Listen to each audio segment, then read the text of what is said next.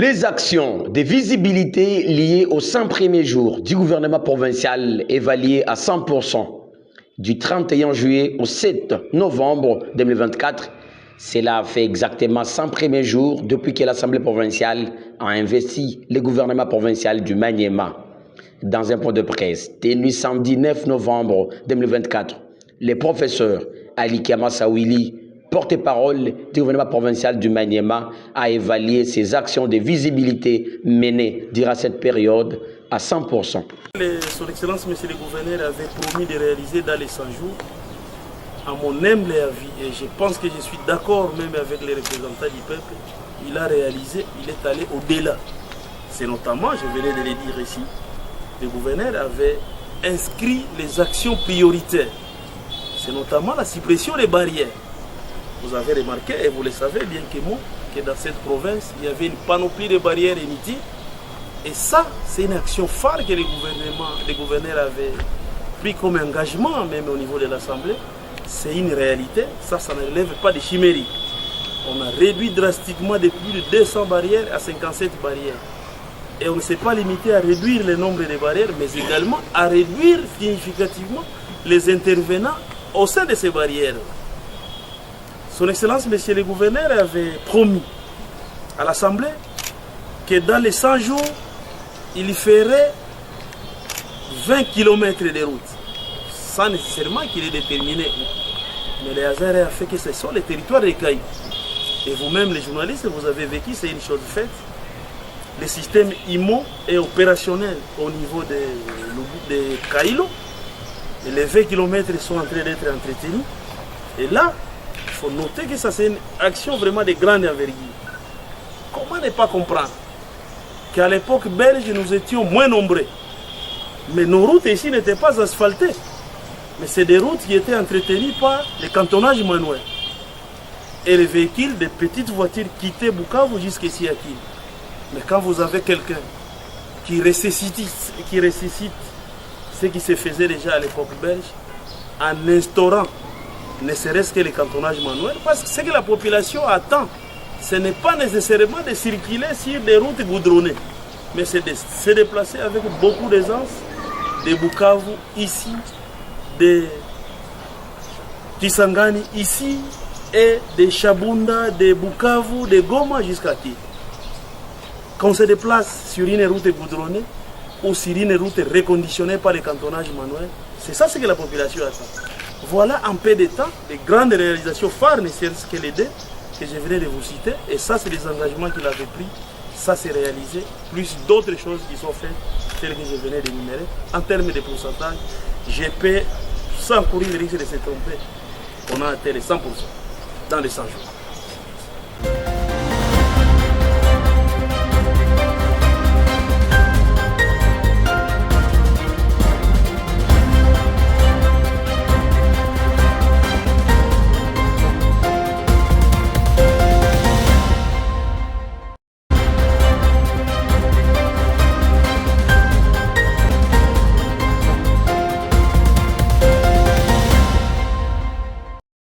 De son devoir social que l'honorable député Abeli Choma Florent, l'élu de la ville de Kindu, a pris part ce samedi 9 novembre 2024 à la cérémonie de prestation de serment des nouveaux médecins dans la salle Cercle SNTC.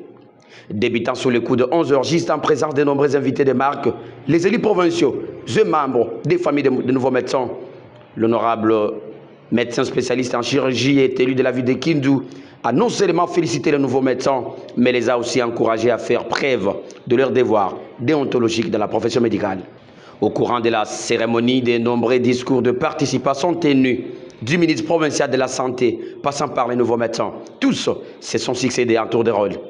Ensuite, s'en est suivi l'étape de prestation de serment dont les nouveaux médecins viennent de jurer loyauté, fidélité, sincérité et discrétion devant Dieu, la nation et tous les participants.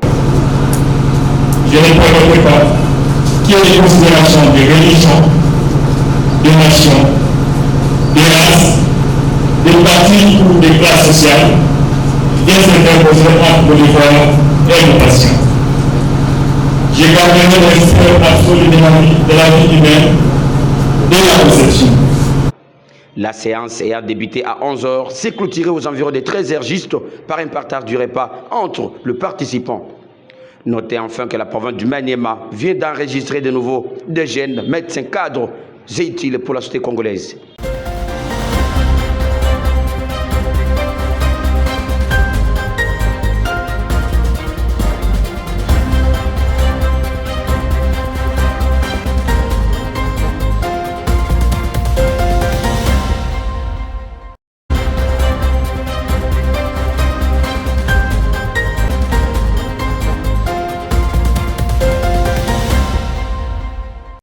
Présence de l'évêque du diocèse catholique de Kindu à la coupure du ruban symbolique du centre hospitalier Sainte-Rita de Tokoloté. Cet ouvrage est l'œuvre de l'église catholique sur financement du gouvernement congolais. Dans ce monde de circonstances, le ministre provincial de la santé publique a exhorté l'évêque d'organiser un suivi permanent du fonctionnement de cette structure de santé. La structure qui vient d'être érigée ici, ça va servir la population du Maniema en général et celle de la ville de Kindu en particulier. C'est pourquoi j'appelle les gestionnaires, les gens qui vont gérer cette structure, les responsables à bien gérer pour une bonne prise en charge des malades. Excellence, Monseigneur évêque de Kindu, vous venez diriger cet ouvrage. Et je vous demanderai de passer de temps en temps pour les suivre. Les suivis comment?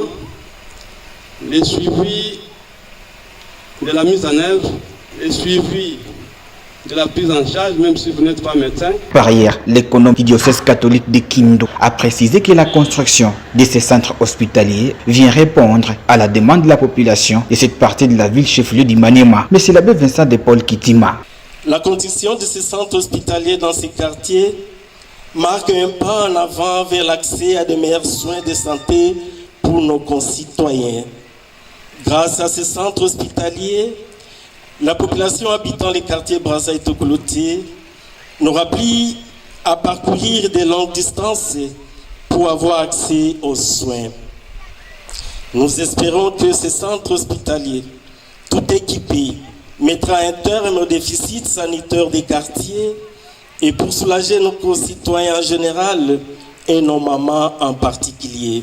Avant d'éclore notre propos, nous voudrions adresser nos vifs encouragements au personnel sélectionné et affecté à ce centre hospitalier Sainte-Rita.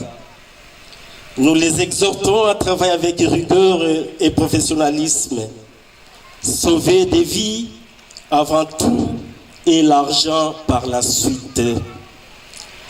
Nous terminons sur une note de demande à notre gouvernement provincial de bien vouloir s'impliquer pour la mécanisation du personnel de ces centres, mais aussi pour l'aménagement de la route qui mène vers les centres hospitaliers ainsi que son environnement extérieur par vos services, notamment l'Office des routes ou l'OVD. De leur côté, les habitants de Tokoloté ont salué à juste valeur la construction de ces centres hospitaliers.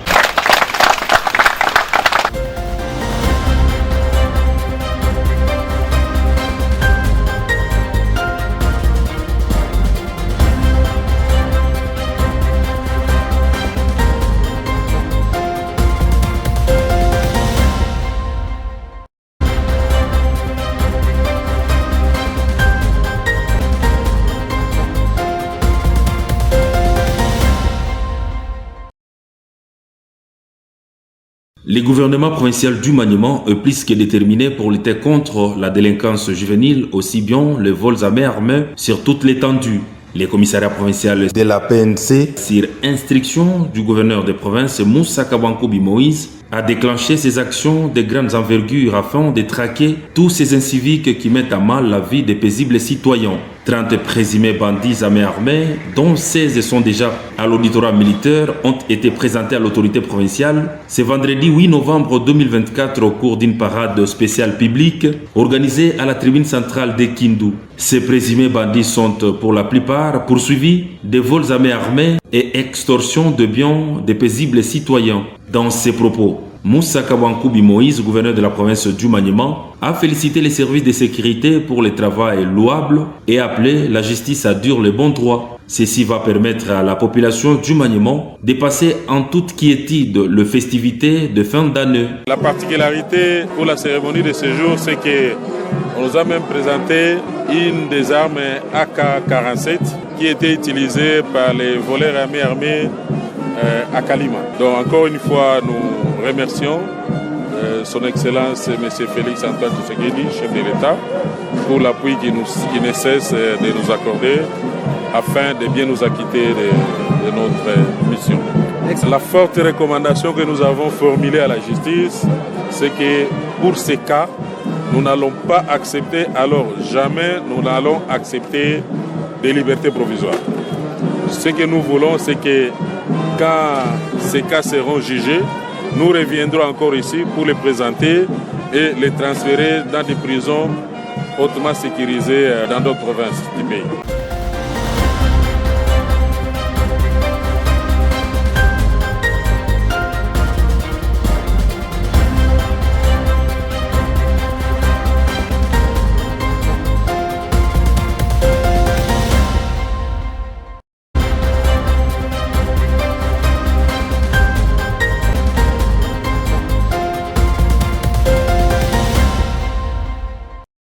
Plénière ce vendredi 9 novembre 2024 à l'hémicycle provincial du Maniema avec Compon à l'ordre du jour.